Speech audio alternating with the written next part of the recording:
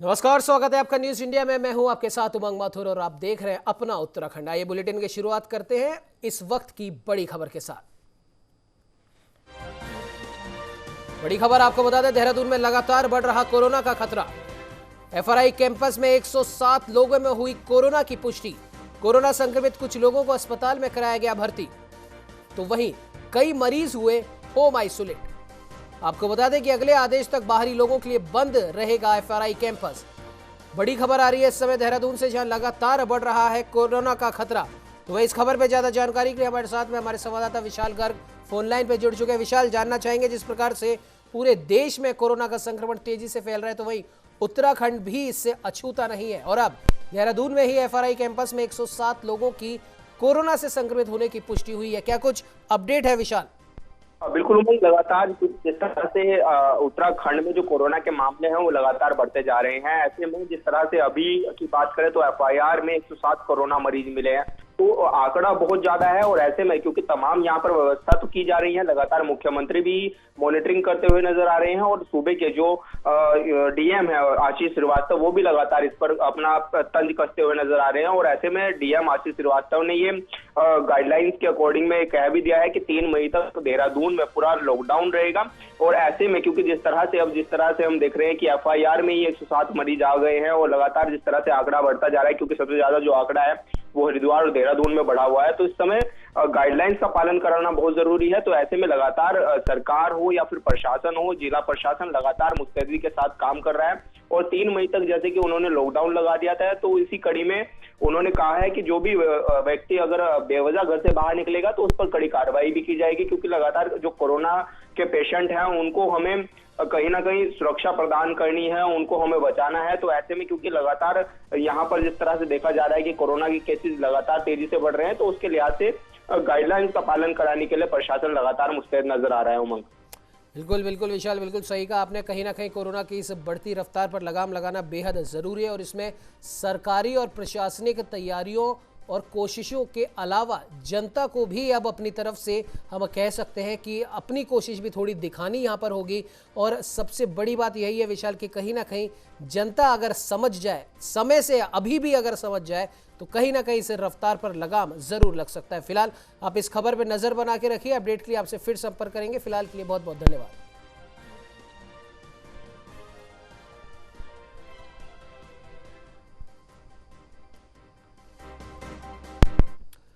चलिए नजर डाल लेते हैं इस वक्त की एक और बड़ी खबर पर।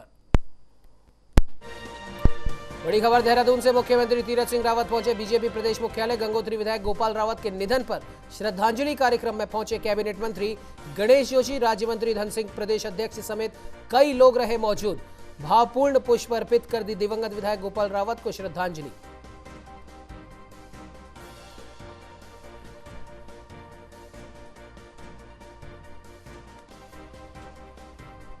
आपको बता दें, बड़ी खबर इस समय देहरादून से, दिवंगत विधायक को श्रद्धांजलि देने मुख्यमंत्री सहित कई कैबिनेट मंत्री भी पहुंचे गंगोत्री विधायक को श्रद्धांजलि और पुष्प अर्पित करने। भावपूर्ण तरीके से पुष्प अर्पित कर दिवंगत विधायक गोपाल को दी श्रद्धांजलि। वहीं इस खबर पर ज्यादा जानकारी के लिए हमारे साथ में हमारी संवाददाता साक्षी शाहनी फोन लाइन पर जुड़ चुकी है। साक्षी, जानना चाहेंगे क्या कुछ अपडेट है इस खबर पर?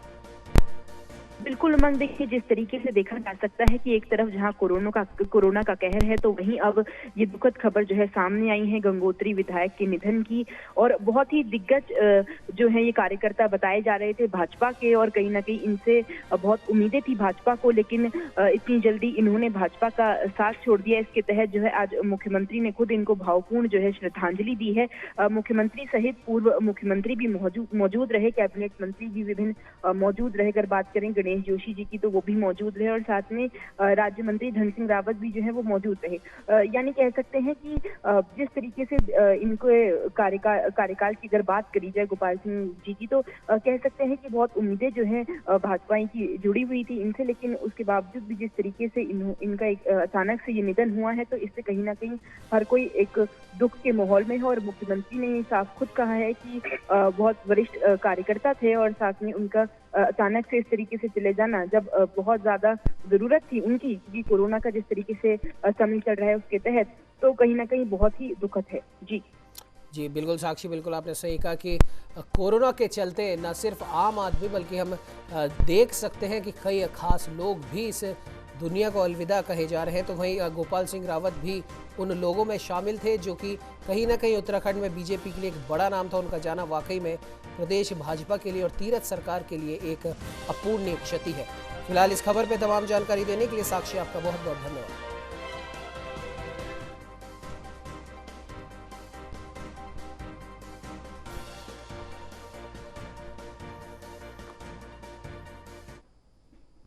चलिए अब रुक कर लेते हैं खबरों की ओर। आपको बता दें कि कोरोना के बढ़ते मामलों को देखते हुए आज शाम 4 बजे मुख्यमंत्री तीरथ सिंह रावत कैबिनेट की वर्चुअल बैठक लेंगे।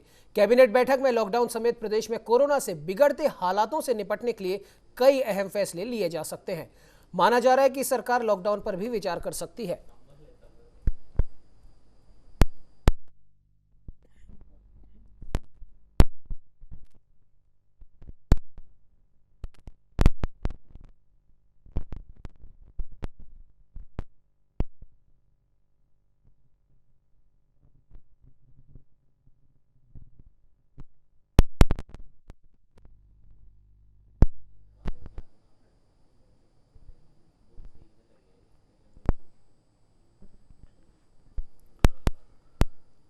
तो वहीं आपको बता दें कि उत्तराखंड में कोरोना का कहर थमने का नाम नहीं ले रहा। पिछले 24 घंटे में 44 कोरोना मरीजों की मृत्यु हुई है, जबकि 4,368 और लोग संक्रमित पाए गए हैं। और अब प्रदेश में कुल संक्रमितों की संख्या 1,51,000 पर पहुंच गई है। प्रदेश में अब तक 2,146 कोरोना मरीजों की मौत हो चुकी है।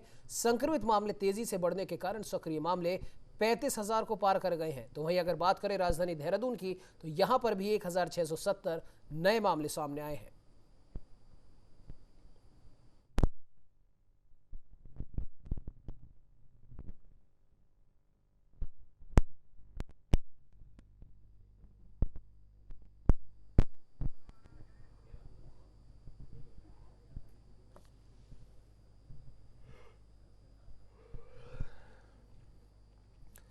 आपको बता दें, न सिर्फ देश में कोरोना के मामले लगातार बढ़ रहे हैं, बल्कि कई राज्यों में भी कोरोना की बढ़ती रफ्तार एक चिंता का विषय बनी हुई है। आपको बता दें कि उत्तराखंड में 24 घंटों में 44 संक्रमितों की मौत हुई है और कुल अगर बात करें अभी तक कुल मरीजों की मौत की अगर बात करें तो ये करीब 2,146 तक ये आंकड़ा पहुंच चुका है। और एक्टिव मरीजों की अगर हम बात करें तो एक्टिव मरीजों का आंकड़ा भी करीब करीब 35,000 के आसपास तक पहुंच गया है। उत्तराखंड में कुल कोरोना मरीजों की संख्या की अगर बात की जाए तो वो भी 1 लाख के पार हो चुकी है और रोज नए मामलों भी देखे जा सकते हैं।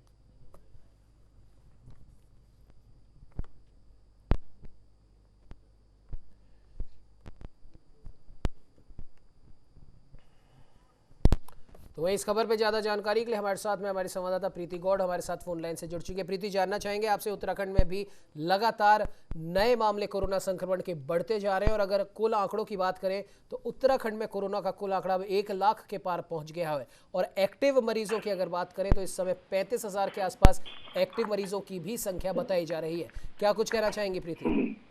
बिल्कुल उमंग, जिस तरह से आपने बताया कि लगातार जो 1 लाख के पार यहाँ पर जो कोरोना मरीजों का आंकड़ा है वो यहाँ पर पहुंच चुका है। इससे देखा जा सकता है कि कहीं ना कहीं जो ये कोरोना का जो कहर है वो लगातार उत्तराखंड में बरपता जा रहा है और उसी के चलते जो आज उत्तराखंड कैबिनेट की बैठक भी यहाँ पर बुलाई गई है, जिसमें कई महत्वपूर्ण निर्णय यहाँ पर उमंग लिए जा सकते हैं कि जिस तरह से कोरोना का जो आंकड़े यहाँ पर प्रदेश में बढ़ते जा रहे हैं उसके लिहाज से कहीं ना कहीं यहाँ पे लॉकडाउन का जो एक फैसला है वो यहाँ पर लिया जा सकता है। कई तमाम फैसले जो कोरोना की रोकथाम के लिए है वो यहाँ पर लिया जा सकता है।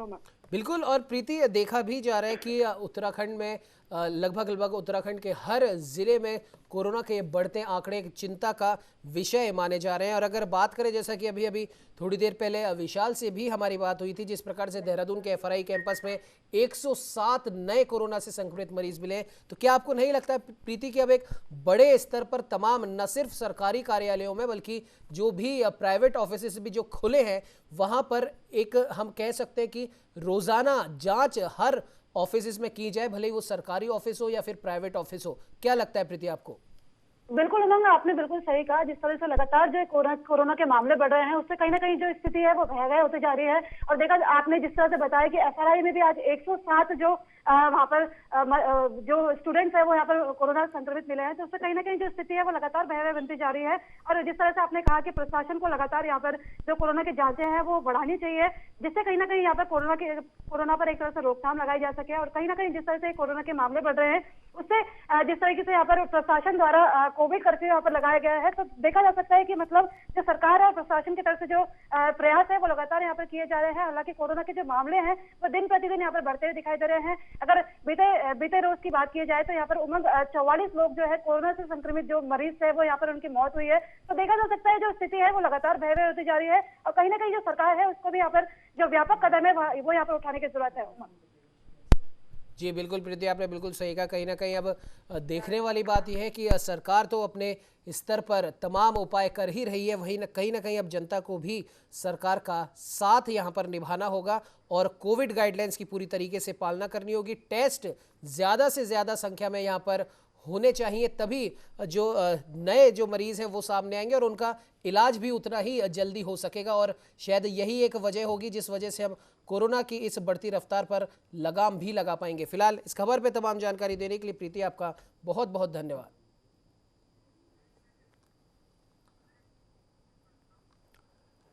और आपको बता दें कि उत्तराखंड के जाने माने संगीतकार संजय राणा का निधन हो गया है। उनके निधन से उत्तराखंड संगीत जगत को एक बड़ा नुकसान पहुंचा है। उनके निधन पर मुख्यमंत्री तीरथ सिंह रावत ने दुख जताते हुए ट्वीट कर अपनी संवेदनाएं व्यक्त की। जानकारी के मुताबिक संगीतकार संजय राणा का हृदय गति रुकने से निधन हुआ। इससे उत्तराखंड संगीत जगत में शोक की लहर है। बता दें कि संजय राणा उत्तराखंडी संगीत जगत के प्रसिद्ध संगीतकार थे। वो गढ़वाली, कुमाऊनी, जौनसारी आदि गीतों को संगीत देते थे।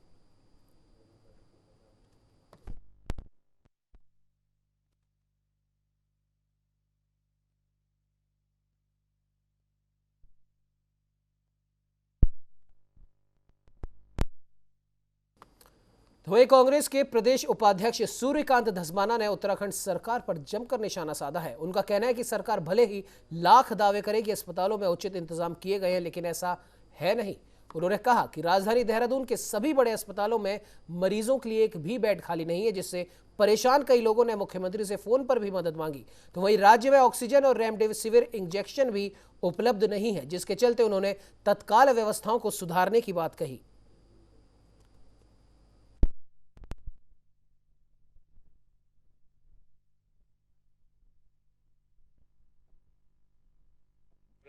सरकार के लाख दावों के बावजूद पूरे देहरादून राजधानी समेत पूरे राज्य में जो कोरोना की स्थिति है वो नियंत्रण से बाहर है। इस समय आज की तारीख में पूरे राजधानी के किसी भी अस्पताल में, सरकारी दून अस्पताल से लेकर के कोरोनेशन से लेकर के निजी अस्पतालों में, बड़े अस्पताल जितने हैं, चाहे वो जॉली ग्रांट हॉस्पिटल हो, चाहे महंत इंद्रेश हो, चाहे मैक्स हॉस्पिटल हो, चाहे सिनर्जी हो, चाहे आरोग्य धाम हो, चाहे अरिहंत हो, किसी भी अस्पताल में एक भी बेड, एक भी बिस्तर जिसमें ऑक्सीजन युक्त बेड हो, आईसीयू हो या वेंटिलेटर हो, आज की तारीख में अभी तक कोई भी बेड अवेलेबल नहीं है। मैं सारे डॉक्टर्स से, सारे तमाम इनके प्रबंधन से बात कर चुका हूं। ये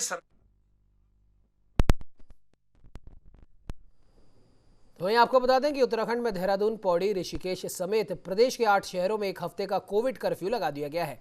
यह कर्फ्यू 3 मई तक रोज शाम 7 बजे से सुबह 5 बजे तक लगा रहेगा। कुमाऊं में हल्द्वानी, रामनगर, लालकुआं, टनकपुर और बनबसा में कोविड कर्फ्यू लगाया गया है। तो वहीं पौड़ी जिले में पौड़ी, गढ़वाल के नगर निगम कोटद्वार एवं नगर पंचायत जोंक, स्वर्गा आश्रम, लक्ष्मण झूला क्षेत्रों में पूर्णतः कोरोना कर्फ्यू रहेगा। यह कर्फ्यू आज यानी कि 26 अप्रैल की शाम 7 से 3 मई सुबह 5 बजे तक लागू रहेगा। इस संबंध में जिलाधिकारी की ओर से रविवार रात को आदेश जारी भी कर दिए गए हैं।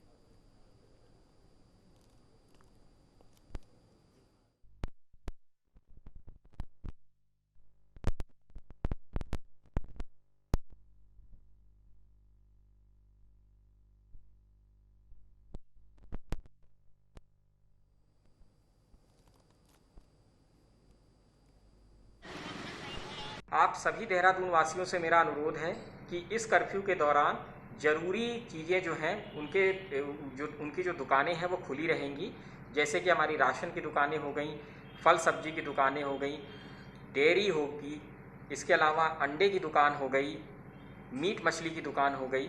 इस तरीके की जो भी एसेंशियल सर्विसेज हैं वो प्रत्येक दिन खुलेंगी। इसलिए आप लोग बाज़ारों में भीड़ ना लगाएं, इसमें कोई भी कमी नहीं की जाएगी और पर्याप्त सारी चीज़ें उपलब्ध हैं।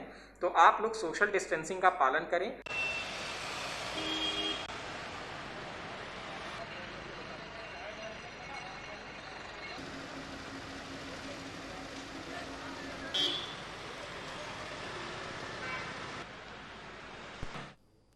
तो वहीं आपको बता दें कि दिनेशपुर में बिजली विभाग द्वारा चलाए गए ब्याज माफी अभियान के तहत गदरपुर दिनेशपुर क्षेत्र से बिजली विभाग के द्वारा बम्पर वसूली की गई। इस दौरान प्रेस वार्ता करते हुए बिजली विभाग के जेई मेहताब अली ने कहा कि रुद्रपुर डिवीजन को बिजली उपभोक्ताओं का बकाया बिल की वसूली के लिए विभाग के उच्च अधिकारियों ने 22 करोड़ का टारगेट दिया था, जिसके तय सीमा के अंदर तय समय सीमा के अंदर गदरपुर दिनेशपुर से 8 करोड़ रुपए का उपभोक्ताओं के बिलों से ब्याज माफी के तहत राजस्व वसूली की गई।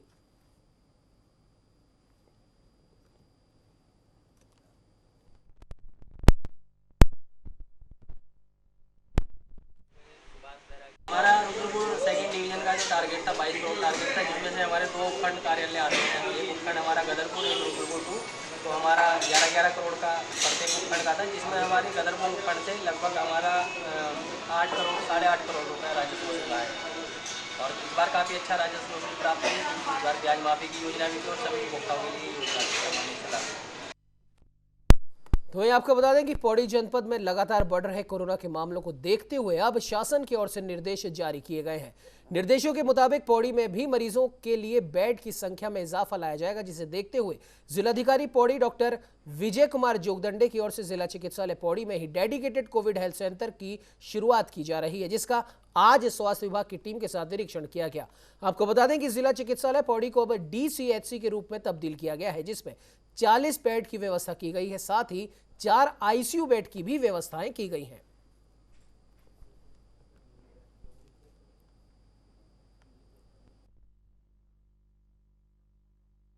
कोविड में जो संक्रमण का संख्या बढ़ रहा है, उसके वजह से लगातार हम लोग को बेड की व्यवस्था बढ़ाने की जरूरत महसूस हो रहा है।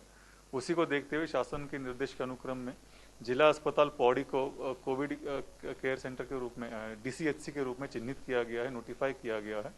यहाँ पे आज मैंने सभी व्यवस्था का जायजा लिया है। यहाँ पे हम लोगों ने कोविड वार्ड्स चिन्हित कर दिया है।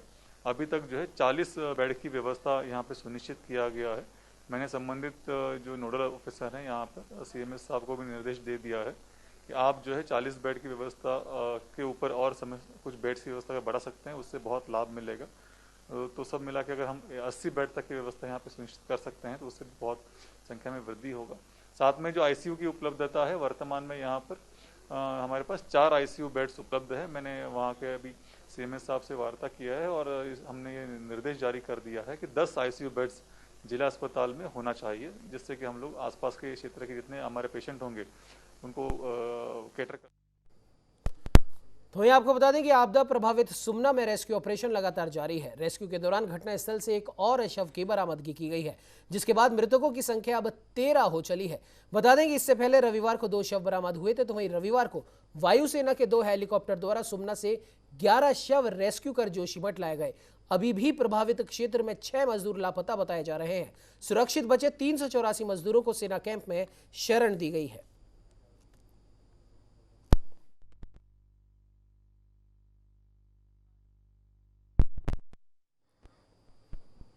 तो वही हरिद्वार महाकुंभ में चैत्र पूर्णिमा पर इस बार आम श्रद्धालु 9:30 बजे तक हर की पैड़ी पर स्नान कर सकेंगे। इसके बाद हर की पैड़ी क्षेत्र संतों के शाही स्नान के लिए रिजर्व किया जाएगा। सबसे पहले निरंजनी अखाड़े के संत शाही स्नान करेंगे और इस दौरान हाईवे को भी खोला रखा जाएगा। हालांकि जब जुलूस हाईवे पर पहुंचेगा तो कुछ देर के लिए यातायात को रोका जाएगा। जुलूस में संतों की संख्या भी इस बार कम होगी और वाहनों का भी कम से कम उपयोग किया जाएगा। तो वही बैरागी और सन्यासी अखाड़ों के संतों ने मेला पुलिस प्रशासन को आश्वासन दिया है कि सीमित संख्या में संत स्नान करेंगे और कोविड की गाइडलाइन का पालन करेंगे। आपको बता दें कि हरिद्वार महाकुंभ के शाही स्नान को लेकर IG और मेला अधिकारी ने सन्यासी अखाड़ों के पदाधिकारियों से बातचीत की थी। सन्यासी अखाड़ों के पदाधिकारियों ने कोरोना के प्रकोप को ध्यान में रखते हुए चैत्र पूर्णिमा के शाही स्नान को प्रतीकात्मक रूप से छोटा करने की अपील की थी।